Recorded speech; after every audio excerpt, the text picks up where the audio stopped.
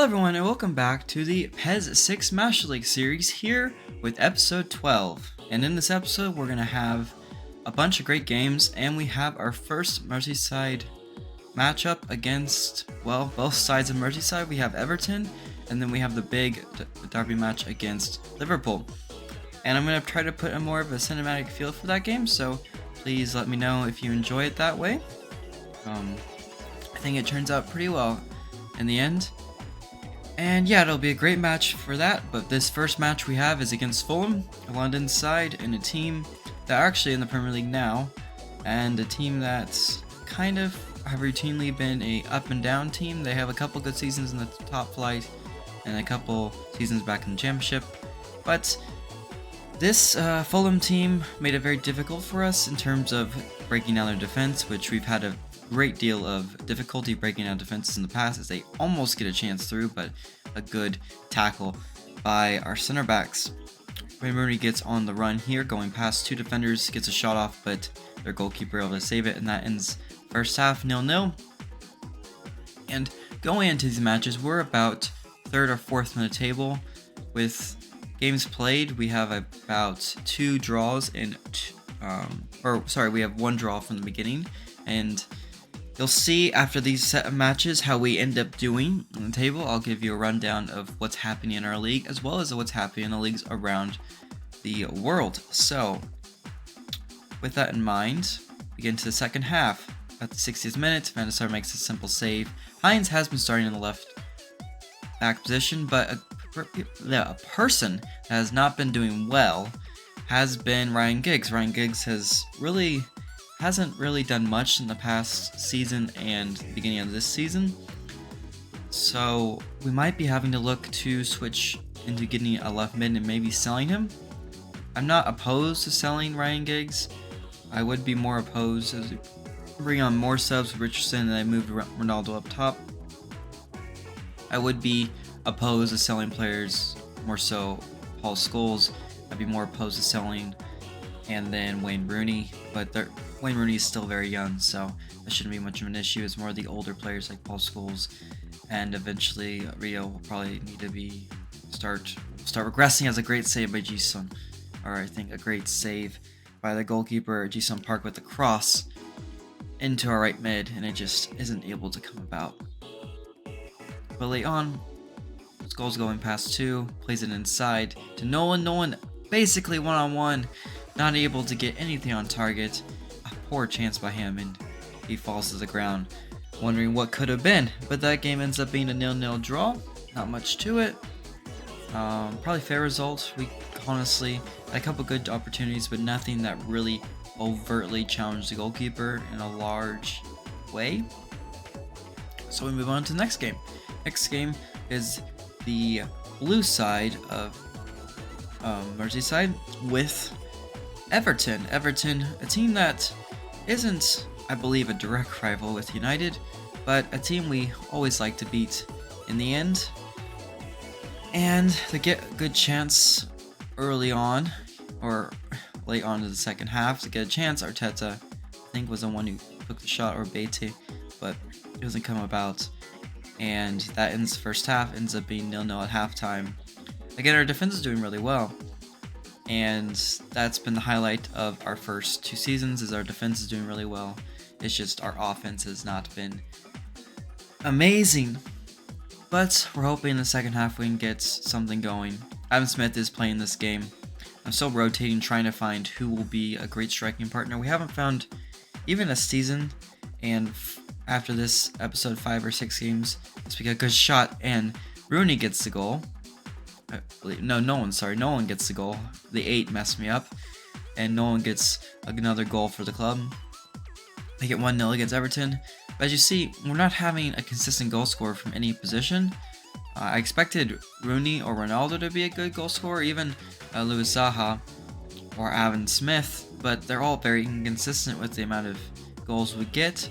So I was just still trying to find the right lineup and just rotating whenever we can. Ronaldo get a chance here. Great save. I think it's Robles goal, maybe? And yes, another great save by the goalkeeper. Late on, I bring on Richardson again, this time for Ryan Gibbs. Ryan Giggs specifically. In the 80th minute, we get a chance here. Shot and another save. And that's it for that match. We have a 0-0 draw, a 1-0 win, and I will leave you to the match commentary team for the game against Liverpool. I hope you guys enjoy, and I'll see you after it. Bye.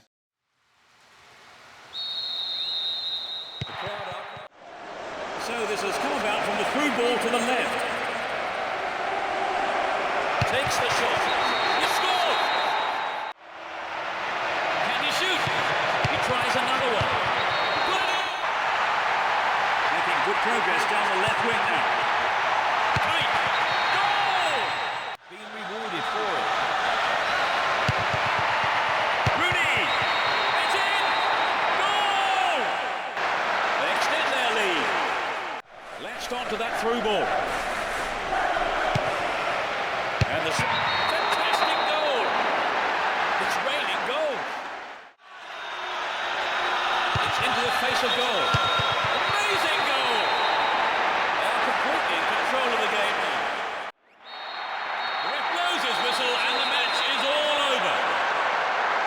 They won't have many easier games than that. So a fine result, maybe even the best result we've had this entire series so far against Liverpool, a 5-1 win, and now we move into another top team against Tottenham, and no pun intended, against Jermaine Defoe, Dimitar Berbatov, that team. So again, we're trying to keep the momentum going. We've had a 0-0 win against, or 0-0 draw against Fulham. We've had a 1-0 win against Everton, a 5-1 win against Liverpool, and now we have a goal against Tottenham to make it 1-0, and a good start, I would say, into this game. I was very surprised that it wasn't saved by the goalkeeper.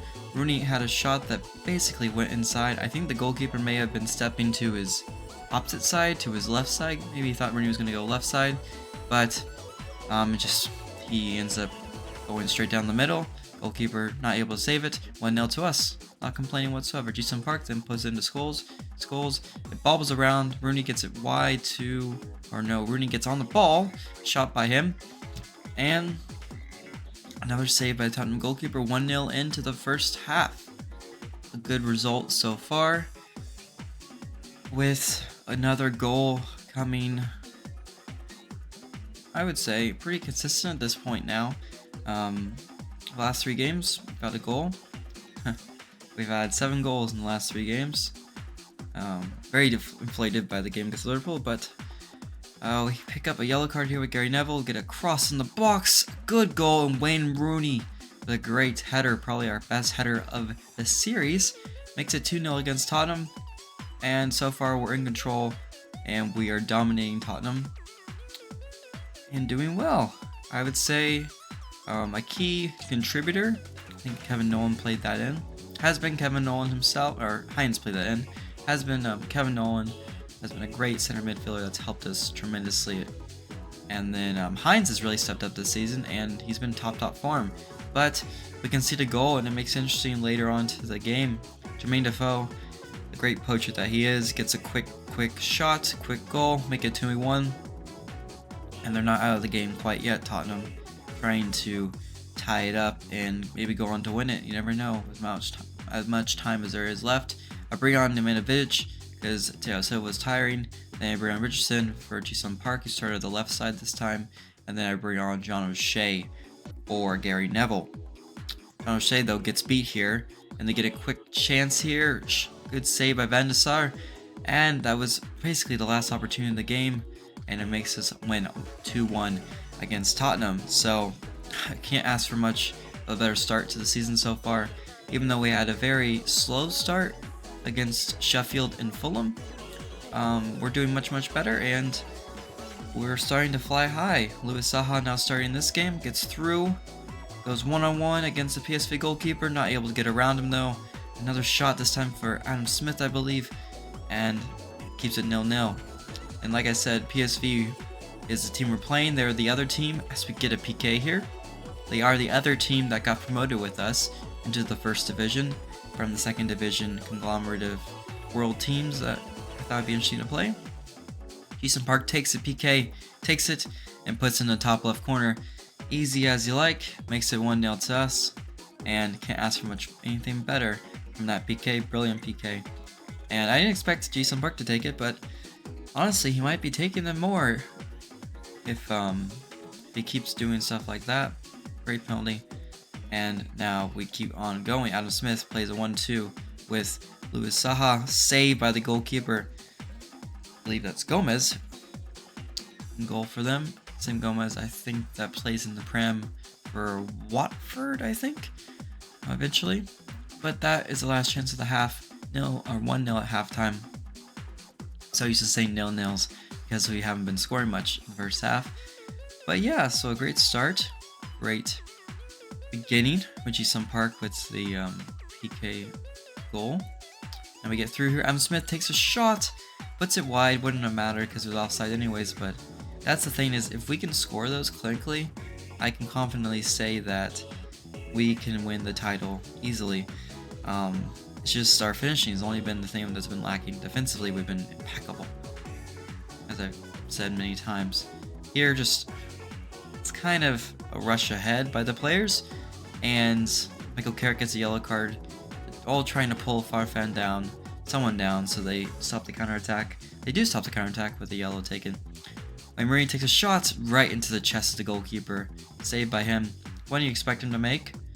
And we move later on. 80th minute, PSV player gets chopped down, this time by Kevin Nolan with the yellow. And now we're later on. Jason Park gets on the wing. No one near him. Keeps going. Has a shot and scores. What a clinical finish. Makes it 2-0 and sees out the game to be a 2-0 win for United. They couldn't have asked for much better. It's late on. They'd have to have a miracle to come back in this game. Yes, so Jason Park having a brilliant performance, probably his best of the series. So we've had a lot of great things happening this episode with all of our players, even the role players, as Ole Gunnar Solskjaer gets a shot and makes it 3-0 coming on late on for Luis Saha. He's the one that makes it magical and gets a goal for us. 36-year-old at this point. Scores a goal and does well with the substitute minutes he gets. Him and Henrik Larsson are kind of in the same boat. They're both very old in terms of age, and their ratings are decent. Like, they're about 83, 84 if I was thinking overalls. But just, we have so much other younger players that I'm trying to develop as well as them, so I'm trying to find who ends up scoring, and that's kind of what's most important. But now let's go ahead and get into the league tables around the world, and also talking about our league table as well. So let's change that, transition, and move into that. See you there. Hello everyone, and welcome to the menus for PES 6. And now we're going to move into looking at the data, first with our league table. So as you can see, we are top of the league going into match day 7 with 4 wins and 2 draws. Chelsea are right behind us with the same results. We're just winning on goal differential because we've only conceded 2 goals this entire season. Arsenal also conceded only 2 goals this entire season, so we're not the best defense by pure numbers. We're equal to the best defense by pure numbers. As you look further down the table, PSV, who are another team that got promoted with us, are bottom of the table. Them and Fulham. And Everton is in 14th. Sheffield United in 13th. Aston Villa 12th. Middlesbrough 11th. West Ham 10th. Blackburn 9th. Tottenham 8th. Liverpool 7th. Especially after our 5-1 smashing them, that's what happened to them. And their goal differential is now -2 after conceding those 5 goals against us. In Newcastle 6th, Portsmouth 5th, Man City 4th, Arsenal 3rd, Chelsea 2nd, then again as 1st. We move into looking at Liga Español, so La Liga. Barca are top of that league. Valencia, surprisingly enough, are 2nd. I believe they were a decent team in the 2000s. And then Real Madrid in 3rd. Atletico Madrid down in 6th, Villarreal 4th, to be a 5th. I do wish that the badges in this save actually showed more, because I enjoyed the badges versus just the letters, but that's okay. Not a deal breaker. Getafe, Osasuna, and Real Betis are both the 3 worst teams in the league for them so far, bound to match day 6 and 7. Serie A, Internazionale is top, Udinese are 2nd, Roma 3rd, Milan 5th, looking at notable teams.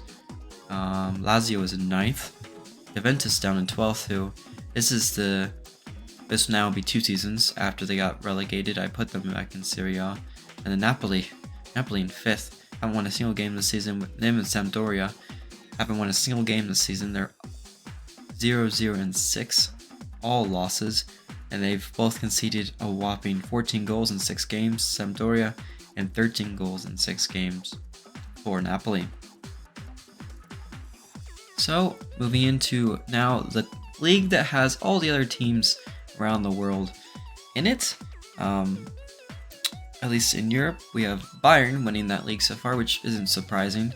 Benfica, Porto up there as well, Lisbon, Schalke in 7th, Werder Bremen in 9th, and Dortmund down in 15th, which is a little surprising considering I thought they would be a little better. PSG in 11th, and Bayer Leverkusen also down. So all the German clubs in this league are all in the bottom 4, besides Bayern and Schalke. But those are the leagues. Now moving into some goal information. In the Premier League, Wayne Rooney is top on goals with Thierry Henry behind him, and Derkite, who actually scored a goal against us, is a great header. And then other goal scorers of note for us that are in this top, I guess 15 or 20, is Kevin Nolan and Jason Park. So Wayne Rooney has scored the majority of the goals.